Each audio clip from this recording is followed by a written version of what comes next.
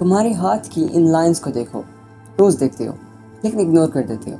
Simple सी लगती है ना, लेकिन सच ये है कि ये लाइंस सिर्फ रैंडम नहीं है। ये तुम्हारी बॉडी का वो रिकॉर्ड है जो तुम्हारे पैदा होने से पहले बन चुका है। ना तुमने चूज किया, ना तुमने चेंज कर सकते हो। और सबसे क्रेजी बात ये है कि दुनिया में कोई दो लोग सेम फिंगरप्रिंट्स शेयर नहीं करते। अब सवाल ये है कि ये बनते कैसे हैं और ये हमारे पास क्यों है। तो चलिए समझते हैं इसे। तो चलिए जानते हैं कि फिंगरप्रिंट्स हैं क्या। फिंगरप्रिंट्स को साइंस में कहते हैं फ्रिक्शन रिजेस। ये तुम्हारी स्किन के ऊपर छोटी छोटी रेज्ड लाइंस होती हैं जो सिर्फ डिजाइन नहीं फंक्शन के लिए बनी होती हैं। सोचो अगर ये लाइंस ना होती तो तुम्हारी स्किन स्मूथ होती और तुम्हारी ग्रिप यानी कि तुम्हारी पकड़ बहुत ही कमजोर होती। चीजें स्लिप करती, लेकिन सिर्फ ग्रिप नहीं, फिंगरप्रिंट्स तुम्हारी टच सेंसिटिविटी भी इंक्रीज करते हैं। तुम किसी सरफेस को सिर्फ टच नहीं करते, तुम उसे रीड करते हो। टेक्सचर, रफनेस, सॉफ्टनेस, ये सब तुम सिर्फ इन रिजेस, इन लाइंस की वजह से फील करते हो। अब सबसे इम्पोर्टेंट बात, ये बनते कैसे हैं। फिंगरप्रिंट्स तब बनते हैं जब तुम माँ के पेट में होते हो,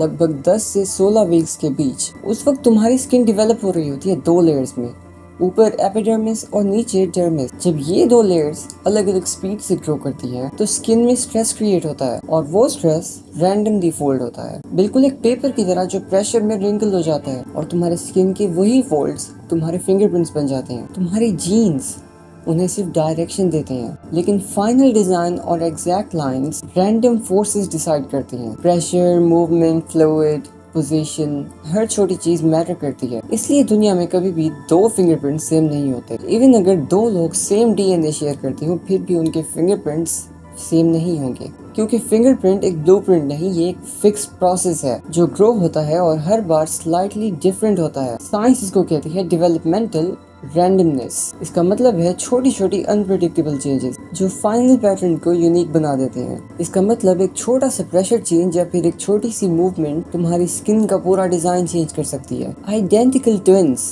इस बात का प्रूफ है कि सेम डीएनए, सेम वोम, फिर भी फिंगरप्रिंट्स डिफरेंट हो सकते हैं, क्योंकि इवन वोम के अंदर भी हर फिंगर का एनवायरनमेंट आइडेंटिकल नहीं होता। थोड़ा सा पोजीशन डिफरेंस, थोड़ा सा फ्लूइड डिफरेंस, थोड़ा सा प्रेशर और वही छोटा सा फर्क जिंदगी भर का यूनिक पैटर्न बना देता है। अब जानते हैं टच सिस्टम के बारे में। फिंगरप्रिंट्स सिर्फ तुम्हारी आइडेंटिटी नहीं है, ये तुम्हारे टच सिस्टम का एक पार्ट है। जब तुम किसी चीज को टच करती हो ये रिजेस वाइब्रेशन को कंट्रोल करती हैं, जिसकी मदद से तुम ज्यादा डिटेल्स फील कर सकते हो। तुम्हारे फिंगरप्रिंट्स में स्पेशल रिसेप्टर्स होते हैं जिन्हें मर्कल सेल्स और माइसनर कॉर्पस्कल्स कहा जाता है, जो टच को सिग्नल में कन्वर्ट करके ब्रेन तक भेजते हैं, जिसकी वजह से तुम एक स्मूथ ग्लास या फिर एक रफ वॉल में डिफरेंस फील कर सकते हो। और रही बात फिंगरप्रिंट चेंज होने की, तो नॉर्मली छोटी इंजरीज से ये चेंज नहीं होते, लेकिन अगर डीप डैमेज हो जैसे कि बर्निंग, तो इनका पैटर्न परमानेंटली चेंज हो सकता है। इसलिए फिंगरप्रिंट स्टेबल है लेकिन कम्प्लीटली अनटचेबल नहीं। अब एक सेकंड के लिए सोचो,